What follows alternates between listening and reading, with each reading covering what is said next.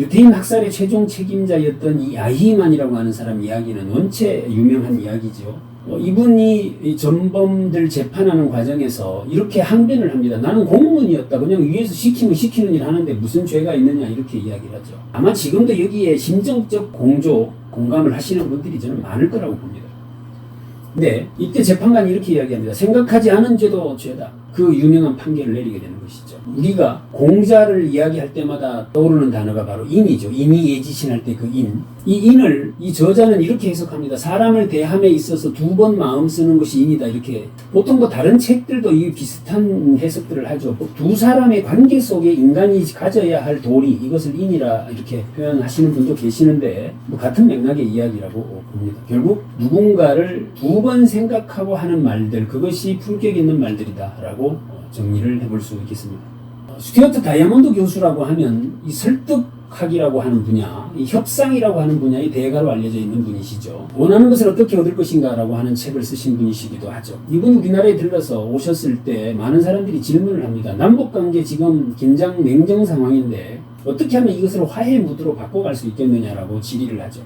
이 설득 내지는 협상의 대가시기 때문에 뭔가 그럴싸한 어떤 방법들이 나올 것인가 하고 기대를 하고 그분 이야기를 들으려고 하는데 이분이 이렇게 이야기를 합니다. 그 담당자들끼리 밥 자주 먹어라. 밥 먹어라 밥. 오바마 대통령이 2013년도에 예산안을 국회에 상정해 놓고 야당 국회의원을 설득하기 위해서 자기 관저로 야당 국회의원을 부르고 식사를 대접하고 그 식사비를 자기 개인 돈으로 다 지급했다는 이야기는 곧잘 많이 들으신 이야기일 텐데요. 이 이야기가 이 책에 소개가 되어져 있습니다. 우리 사회에 지금 가장 큰 고민 중에 하나는 무엇입니까? 다양하게 표출되는 갈등들이죠. 이 갈등들을 어떻게 협상력으로 이 결론을 도출해낼 수 있는 능력, 이것이 지금 절대적으로 우리 지도자들에게 필요한 리더십이라고 이야기하는 것인데요. 이것이 무엇을 대단히 고급스러운 어떤 학문들을 접하고 이렇게 해서 생겨나는 것이 아니라 친밀함을 가지고 서로 식사하고 밥 먹고 대화하고 이런 가운데서 그것들이 생겨나는 것이다 해서 고급스럽고 다듬어지고 멋들어진 이런 어려운 용어들이 품격 있는 용어가 아니라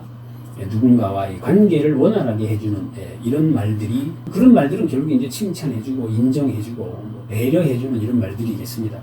이것들이 품격 있는 말들이다 라고 하는 것으로 소개되어져 있습니다. 결국 박사 위에 밥사가 있고 밥사 위에 술사 있고 술사 위에 봉사 있다, 이런 우리 농담처럼 하는 이야기이지만 우리 지도자들이 요즘에 그 무슨 김영란법인가 뭔가 이런 거 만들어서 밥도 안 삽니다.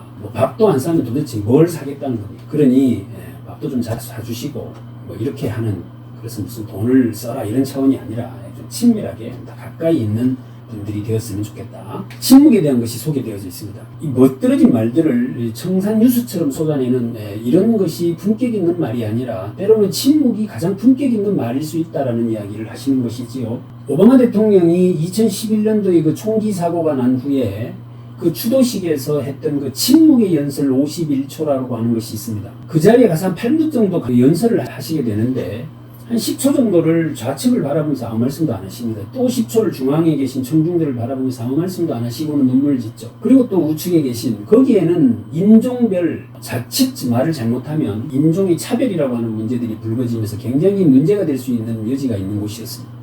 그렇게 해서 51초간 침묵을 유지하신 후에 이렇게 말을 이어가십니다. 나는 크리스티나가 상상한 것처럼 민주주의가 발전했으면 좋겠다. 우리는 아이들의 기대에 부응하는 나라를 만들기 위해 최선을 다해야 한다라고 하는 연설을 하시죠.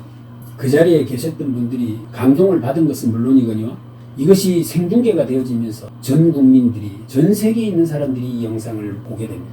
결국 침묵이라고 하는 것이 그 어떤 100마디의 말보다도 더 품격이 있을 수 있다는 것을 증명해낸 대표적인 사례로 소개가 되어져 있습니다. 우리 사회에 특히나 우리 리더들이 이 침묵의 말을 좀 구사하는 모습들을 좀 텔레비전을 통해서 지켜볼 수 있기를 간절히 기대해 보는 것입니다. 이 와타나베 주니치라고 하는 사람이 그 신라권이라고 하는 책을 쓰신 분이시죠. 이분이 하시는 이야기 중에 둔감력이라는 말이 있습니다. 우리는 둔감하다 이러면 어딘가 어리숙하고 바보스러운 듯한 느낌을 가지게 하는데요. 이분은 우리가 행복해지기 위해서는 둔감한 것이 필요하다 이렇게 이야기를 합니다.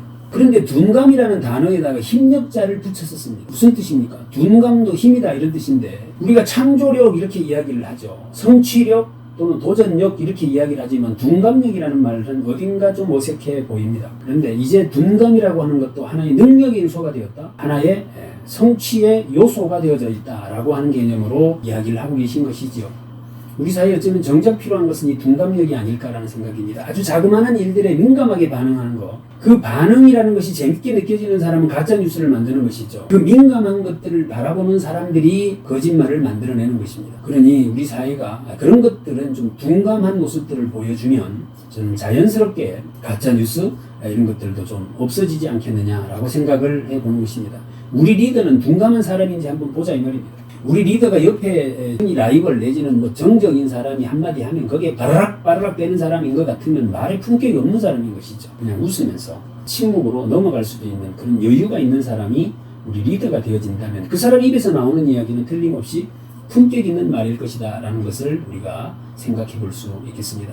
칼에 베인 상처는 바로 아물지만 말에 베인 상처는 평생 아물지 않는다라는 이야기도 합니다. 제가 뭐 강의할 때마다 농담처럼 이야기하죠. 주둥이 30초가 가슴팍 30년 된다고. 우리가 조금 누군가를 배려하는 이런 말들도 필요하겠다는 생각과 더불어 뒷담화라는 단어, 이 단어가 국어사전에는 나오지 않는 단어라고 이 책에 소개되고 있습니다. 저도 이번에 처음 알았는데요. 우리 곧잘 뒷담화 많이 합니다. 이 뒷담화가 요즘은 체계적으로 만들어지고 가공되어져서 유포되어지는 것의 솜씨가 하루가 다르게 발전해 가고 있는데요. 이것 정상으로 돌려놓지 않으면 우리는 거기에 엄청난 막대한 비용을 치르게 될 것이다. 단순히 금전적 비용뿐만 아니라 신뢰가 무너지는 일이 벌어질 것이고 이거 수습하다 보면 결국 4차 산업혁명이라고 하는 것 자체가 진행되기 어려울 것이다라는 것은 자명한 수순이라고 저는 생각을 해보는 것입니다.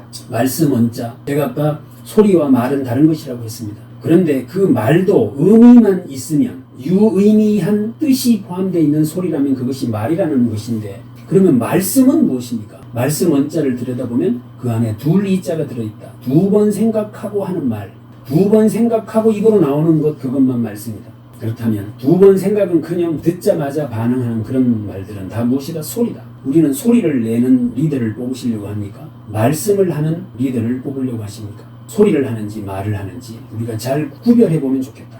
그런 생각을 해보게 하는 책을 같이 한번 살펴보았습니다.